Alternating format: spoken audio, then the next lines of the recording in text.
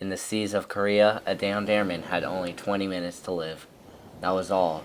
The water was so bitterly cold that within 5 minutes the hands were frozen and the face was frozen. In 12 minutes of immersion in these fearful waters, the arms became unable to function, and by the 20th minute, the pilot was frozen to death. Brubaker closed his eyes. He didn't care what happened. He floated in the water, not knowing if a rescue team was on the way.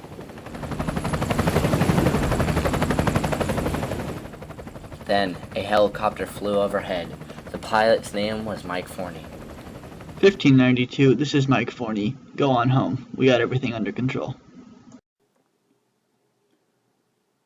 The other member of the rescue team was Nestor Gamage, the man who operated the sling. The helicopter team looked over the downed pilot. They knew the pilot was frozen, so Nestor dove into the waters to save him. Nestor got the frozen pilot into the sling and signaled for Forney to haul them up. So Forney reported, 2 copters coming in, home with 2 frozen mackerel.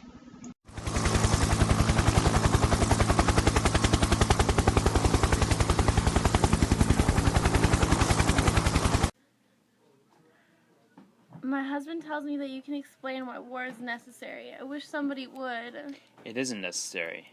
War is good for old men like me, though. I have no vices, no ambitions, no family, and no home."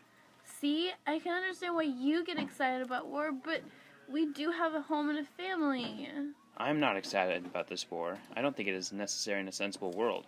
But this world is not sensible. War is inevitable. If it's inevitable, why should the burden fall on the few of us? I don't know that, but I do know that, like the rest of America, you are being protected. Come in, Brubaker. Why did you ask to see me, sir? We need to talk about your future in the Navy, Brubaker. There's a great future for you here. We need pilots like you. I am no pilot, sir. I'm a lawyer from Denver, and my wife and kids live there. My life is with my family, and not with the Navy. I understand, but your country needs you. It would be easier to take if people back home were helping, but in Denver, nobody even knew there was a war except for my wife. Nobody supports this war. But every war is the wrong one. Then why don't we just pull out of this war? That's rubbish, son, and you know it. All throughout history, free men have had to fight the wrong war in the wrong place. But that's the one they're stuck with.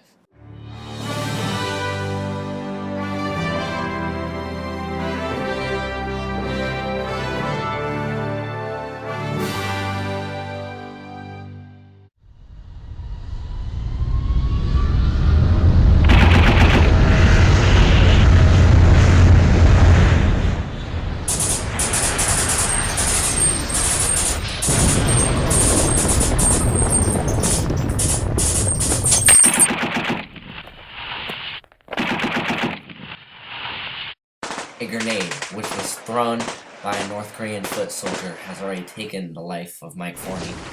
As Brubaker sat alone in the sewage ditch, he knew that death would soon find him.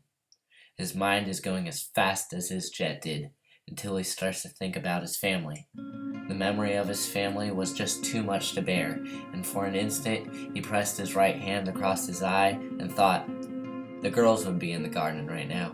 Instant, he plunged face down into the ditch.